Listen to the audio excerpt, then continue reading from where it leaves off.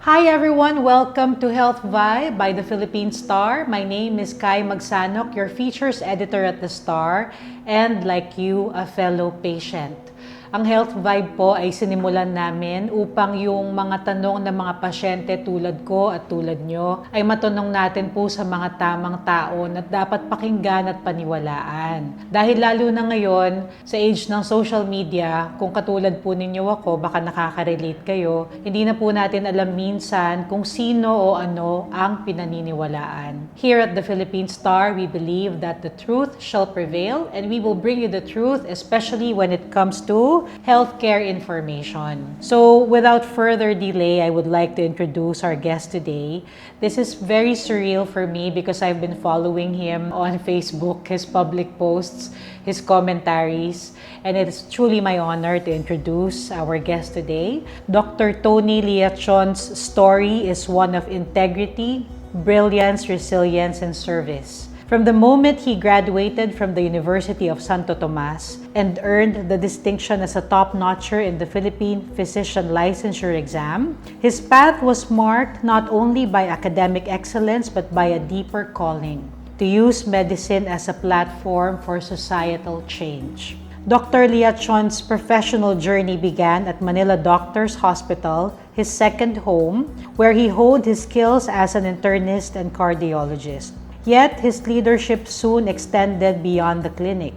In 1993, he became medical director of Unilever Philippines. By 1995, he joined Pfizer Philippines, serving as medical director until 2011.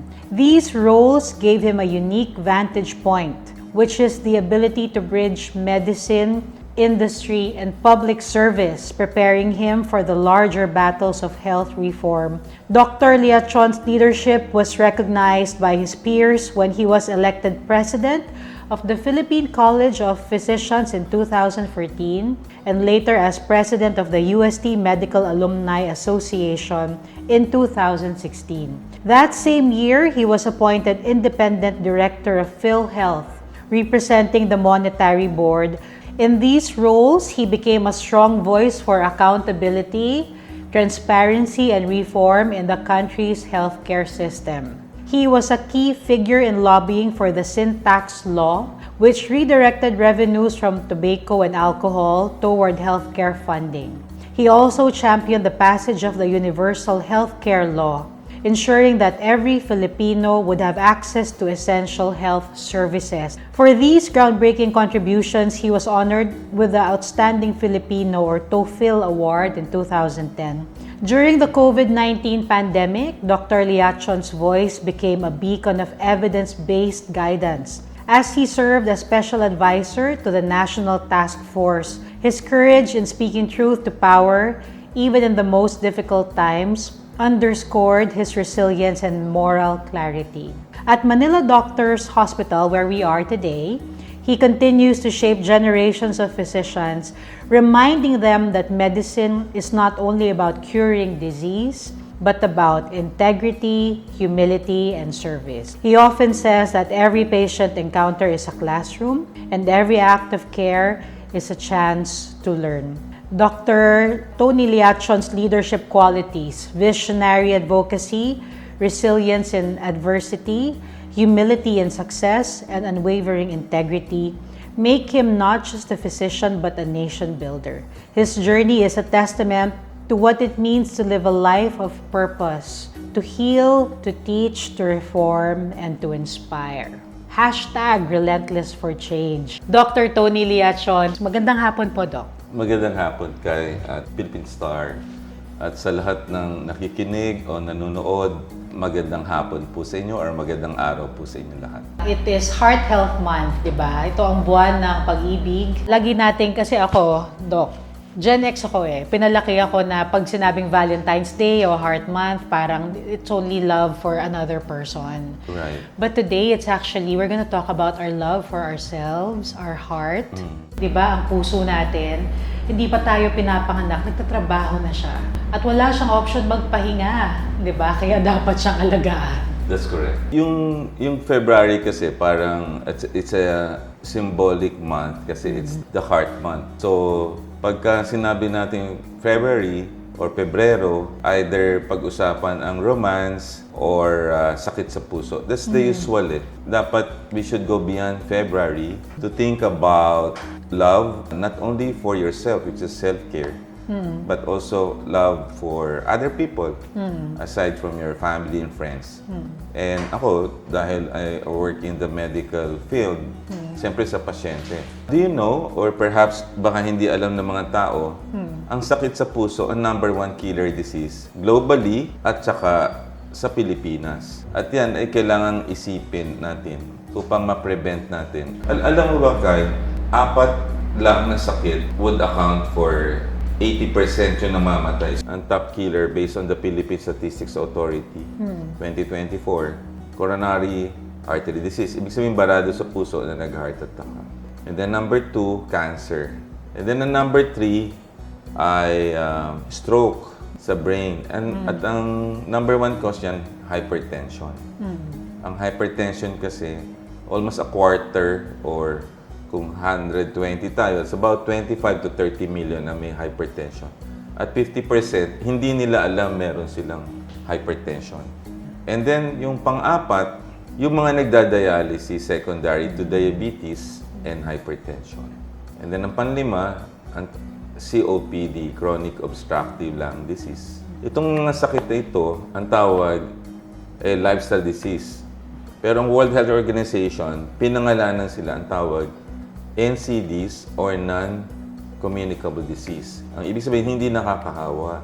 Kaya lifestyle kasi dulot siya ng sigarilyo, vape, hindi pagkain ng tama, hindi pag-ehersisyo, hindi ideal yung body weight, umiinom ng alak. Then the other side, which is around 20%, is the communicable disease. Ito yung mga pneumonia, AIDS or HIV, then tuberculosis. Pero ang pangkaraniwang kinamamatay ng tao ay yung lifestyle diseases.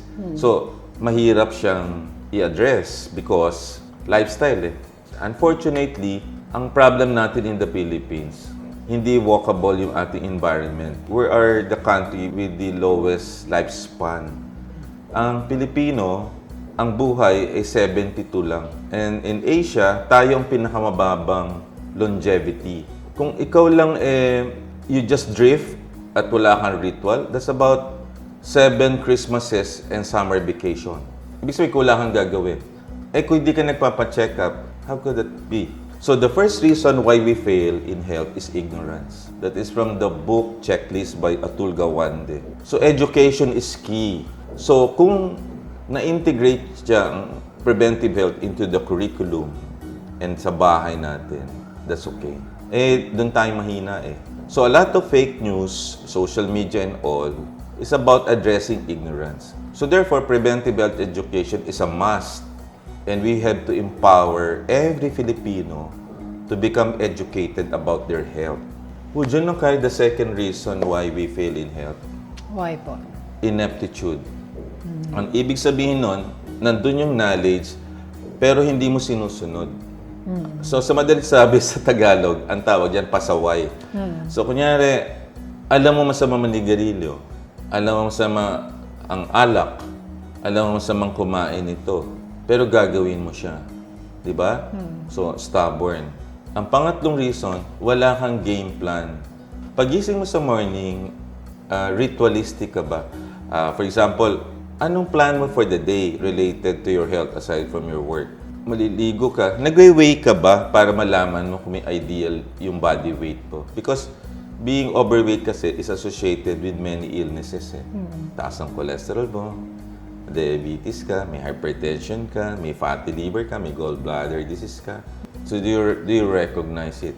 So ibig sabihin, the last part is a blueprint for change. Ako kasi, ang plan ko is to live up to 90. Kasi last Christmas, na-realize ko, if I will not do anything, I'm just par for the course. Ibig sabihin 72. That's in golf. People who live up to 90, Japan, Sardinia, Italy, Loma Linda, Costa Rica. They live up to 90. So, ang ibig ko sabihin, kailangan meron bawat Pilipinong aspiration na humaba ang buhay natin. Kaya, I don't know whether ang mga Pilipino or somebody else, vulnerable na yung period natin eh. When you're past 60, akala mo you live forever. When I was 40, I thought I will never die. Pag past 60 ka, going into the sunset years, maigsi na lang yun. Kasi doon papasok ang mga sakit, ang tawag degenerative diseases. Ngayon, pag na-hospital ka sa Mangpalad, kung wala ka naipon, at the time na nakapag-retiro ka, hindi ka na nag-work, doon ka pa may sakit. And then your savings, wala. So dapat, ang baliktad you have to rekindle that energy of your youth, dalhin mo into your adulthood so that it will carry you on to your 90s. And then share your good health to your family, to your friends. The long and short of it is that individually, we need to educate people. And that's what we're doing right now to address pasaway. And then we have to have a plan. Hindi pwede tayong mabuhay in this world drifting away. Just existing but not really living, 'di ba? Or being empowered to take care of their health. Actually, Doc, our audience could be one person who wants to make a change in their family, or it could be one person in an organization. So we are speaking with them. And thank you for giving us the lay of the land. And yung real talk, sabi nyo kanina, kasi it is not meant to scare you. I hope that you're watching this. It is not meant to scare you. It's supposed to give you that wake-up call that you need, whether kayo po yun, nag-approach ng sunset years, or someone you love. You can start today. Aside from listening to what Doc Tony will be sharing with us as we go through our questions, i-share din po ninyo itong episode ng Health Vibe dahil sa totoo lang, ako, day in and day out, pag nararamdaman ko po yung pagod, Doc, nararamdaman ko sumasakit ang dibdib ko eh. That's correct. Diba? Yeah. Alam mo, one of the most important things na dapat malaman ng mga nanonood kung meron kang risk factors. Nahahati ang risk factors into non-modifiable and modifiable. Doon sinabi mong genetics, minamana, and then lalaki usually, for some reason because perhaps they're breadwinner or sila nag-smoke or nag-drink. And then pagiging meron kapatid or kapamilya na namatay na maaga. Strong yon. Hindi mo mababago yon. At saka edad. Kasi we cannot defy father time. Diba? Ngayon, meron modifiable. Pwede mong baguhin. Kung naninigarilyo, nagbe-vape, nag-alcohol, kung overweight ka, kung hindi ka nag-exercise, gawin mo. Pero, yung genes mo, pwede mo siya ma-alter kung aayusin mo yung modifiable risk factors. Okay. Kunyari, nakontrol mo ng blood pressure sa pag-inom ng gamot, sa diet mo, pumayat ka na, inayos mo yon.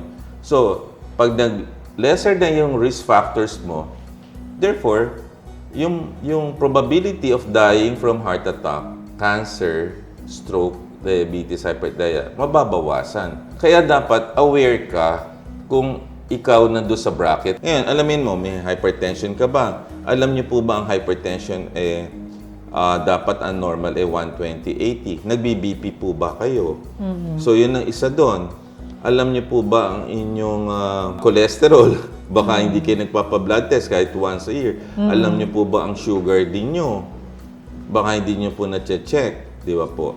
So, maraming mga tao na pupunta na lang sa hospital, nagda-dialysis kasi hindi nila alam, may high blood pressure sila or hypertension or may diabetes na. Late in the ball game na. So, yun ang sinasabi kong education and self-awareness na dapat nating maintindihan. And then, once we have that, then we have a weapon right now to prevent illness. And therefore, hindi tayo mako-confine. We save our money for our kids and for other things.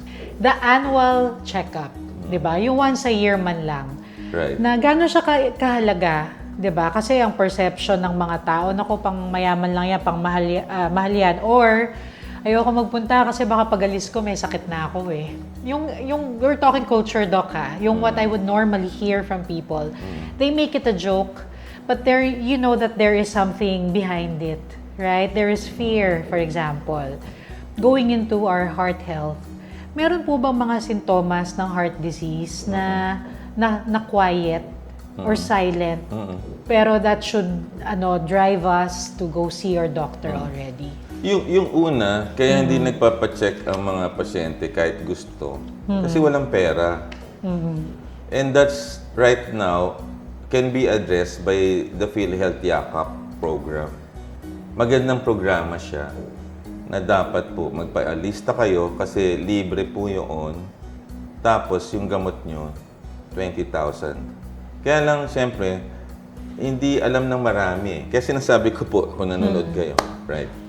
Ang Manila Doctors Hospital, meron din naman po kami social service.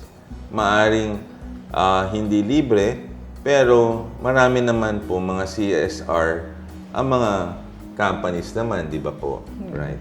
So, kailangan nyo kayo magpa-check up kasi paano nyo malalaman kung may sakit kayo kung hindi kayo po magpapa-check up. Yun namang isa, majority ng sakit sa puso ay hindi nila alam. Alam niyo po ba 50% ng mga taong may hypertension, hindi nila may hypertension sila. May diabetes, marami kasi nagkakaroon ng affliction yung nerve nila sa heart. Sometimes, may silent heart disease sila, so hindi nila alam. Porque wala kang nararamdaman, hindi ka magkakasakit. Kailangan ma-assess mo kung pumapasok ka dun sa risk factors na binanggit ko. The more risk factors, the greater is the probability magkakasakit ka. Kailangan nyo magpa-check up, lalo na kung above 40 ka. Or kahit the new 40 kasi 30s Kasi ngayon, pabata ng pabata may sakit. Kasi because of the lifestyle right? Yung isa naman, ang sabi natin, maraming sakit na hindi mo alam na meron ka na. Kaya lang, hindi mo siya alam kasi nga, hindi naman naiituturo yan Kaya ako, isa sa na i-push namin po sa Philippine College Physician, yung programang HERO, Health Education Reform Order, noong 2006, na in-insert sa curriculum ang preventive health. Yung sabihin sa bata, masama manigarilyo, alak, magtanim ng gulay, ganyan. So kung bata pa siya, then high school, then madadala niya yun hanggang paglaki. That's the culture. Kaya makikita mo yan sa Japan, very strong ang culture nila, some other Asian countries. It's because they build up a culture of health. Kasi if you cannot change yourself, the environment and the system will change you. Noong pandemic, merong nauso na sentence, na phrase na sitting is the new smoking. What are your thoughts on that? Is it true? It is true. Kasi kasi umupo ka, ang dami mong magiging sakit Kasi hindi magsi-circulate ang blood So marami, tataba niyan. So you have to burn it Alam mo, ang advice ko dyan is for every hour, tumayo ka ng 5 minutes. Okay. So if you have 5 minutes, you just walk, that's 40 minutes, right? And then 7,000 steps based on the Lancet study. Now, invest on health. Ako, ang ginagawa ko, bumili lang ako ng small bike or treadmill and then put there a small TV or whatever. Pag naka 30 minutes nga, I burn 200 calories. Yung obligasyon ko sa sarili ko tapos na. So you don't have to go to the gym. Kung ano yung suot mo, nakapambahay ka, di ka nakaayos, gawin mo yun as an obligation. Because that's only 30 minutes na hinihingi for you to be healthy. And lumalabas ngayon is exercise is even better than diet. At lumalabas din, based on the Lancet study, pag hindi ka nag-exercise, you diminish also the lifespan mo. So you have to walk. You don't have to run or go to the gym. All you need is to walk. At least minimum 7,000. Ngayon, kung 2,000 steps, kung 3,000 or 1,000, that's good enough kasi small changes may ripple effect At least you're better than yesterday. Ang kailangan lang, gawin natin siya with consistency. I think that answers the question now on how patients can be more active partners in managing their heart health. That's correct. And super nagtumatak yun. So walk, walk, walk. Functional walking, huwag na po kayo mag-tricycle kung malapit lang ang grocery. Diba? That's correct. Kailangan dapat mobile ka eh. And then you balance it out also kasi kung nakaupo ka, therefore dapat lesser yung calories mong kainin. Ang problema ko kung alam ba ng tao kung ano ba yung healthy food plate. So may yung healthy pinggang food plate. Pinoy. Oo, Yes. yung pinggang Pinoy. Dapat majority dapat yan gulay. Tapos konti carbs. Yung carbs isang suntok na ganito kalaki. Tapos fish or chicken. Kung gusto mo yung red meat, konti lang. Not much fruits kasi matamis din yun. And then, sorry I don't want to be a killjoy. Pero ang soda kasi, that's 200 calories. That's equivalent to 1 cup of rice. And that's 30 minutes on the treadmill machine. Gosh. And then, 10 teaspoon of sugar, ang requirement mo lang a day is 1 teaspoon. So, ganun po ka-powerful po ang sugary beverage. Kaya, nalagyan siya ng tax. Kasama na po siya sa seed tax. Kaya, yung SSB, isa ho yan sa nilagyan ng tax para ma-reduce yung consumption, mabawasan ho yung diabetes, at mabawasan ho yung tumataba, overweight and obesity, na nagdudulot ng maraming sakit po sa atin. A lot of young adults today, they think that heart diseases and other lifestyle diseases are a later in life concern. If you were to give them a message, speak to them directly, what would you tell them? I believe in the Stoic principles. Ang prinsipyo nila moral courage, self-control, temperance, wisdom, and justice. But may natutunan din ako. And lagi ko ito minabanggit sa mga post ko. Memento mori. Remember you will die. Hindi siya morbid eh. Pero once you realized it, na hindi ka immortal, then you will value life. We must remember about mortality. And if we remember the fragility of life, ma-remember din natin kailangan tayong mag-ingat because we will not be here forever. Right. Right. So kung may isip mo yon, then magkakaroon ka ng matinding self-care approach. And kanina mo siya iaalay mo sa family mo. Kasi if may mangyari sa'yo, you will lose them. Right? Sa job mo, kung magkasakit ka, paano kung magkakatrabaho? So perhaps, you have to offer that particular sacrifice of self-care, yung memento mori concept, into a higher goal, bigger than yourself. We are no good to our family and our friends and our causes if we are dead. Of course. So we need to remain alive Oo. and healthy, right? To be able to fulfill our mission, our purpose. That's correct. Yeah. Timeless yung health is wealth that we learned from kindergarten years eh.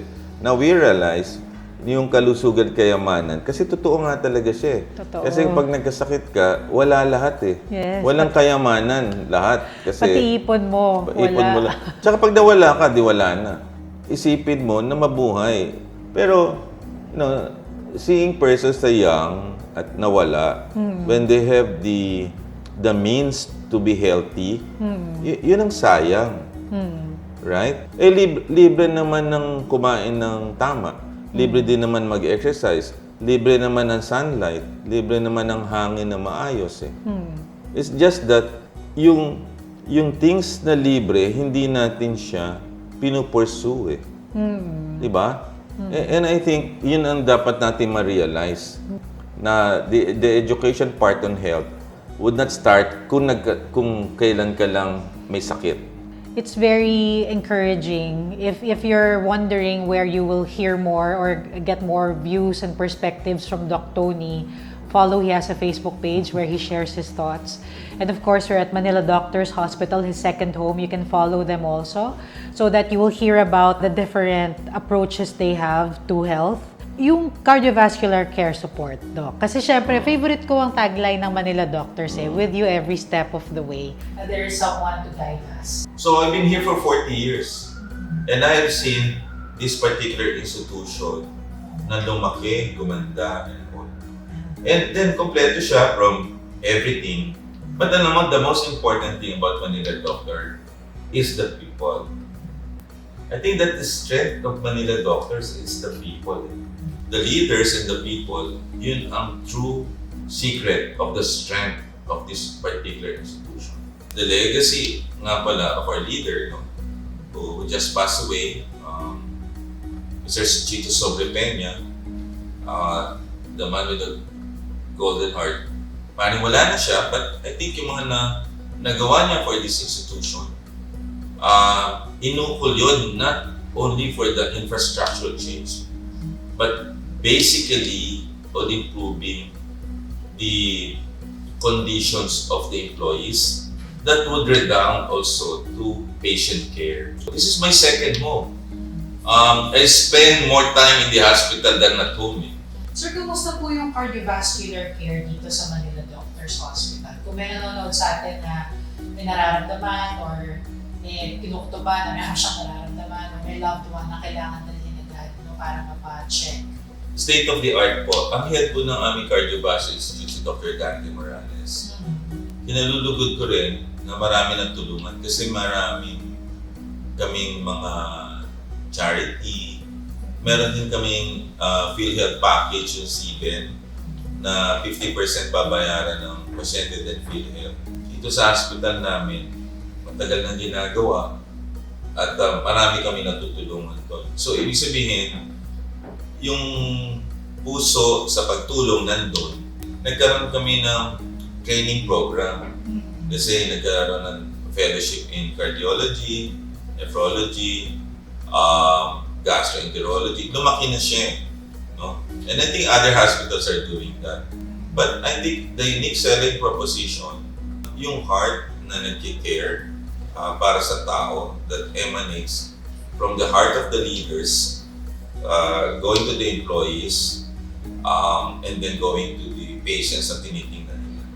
Thank you so much, Doc Tony, for your time. It's a Ang pleasure. dami po namin natutunan from earlier, you started our interview with giving us the lay of the land, no? Because it's important that we know what is the current state of our, the leadership and the management of the leadership sa ating healthcare. And then, we went into how the person watching this episode can start making changes in their life for their heart care. So, Doc, to close our episode, please give your final message to the viewers of Health Vibe. This February is not only the month for the heart para sa patient. It's also the month also for your self-care. We are in a very challenging period of our time. But if we will remember lang the values of integrity, humility, and service above personal gain, hindi tayo mawawala. But it should start from each one of us. If we will translate that personal conviction, then our collective effort will perhaps have a halo effect to the entire nation. Thank you, Dr. Liachon. And that has been this episode of Health Vibe. Sana po ang namin, kung may nararamdaman kayo, huwag po kayo mag-hesitate. Come on over to Manila Doctors. Maghanap po kayo ng expert na talagang pwedeng makinig sa inyo at makapagbigay ng tamang impormasyon at advice. Ang episode po na ito ay hindi form of consultation, hindi po siya pamalit sa konsulta. Pumunta po kayo sa inyong doktor. So until our next episode, this has been Kai Magsanok for Health Vibe. Take care and be well.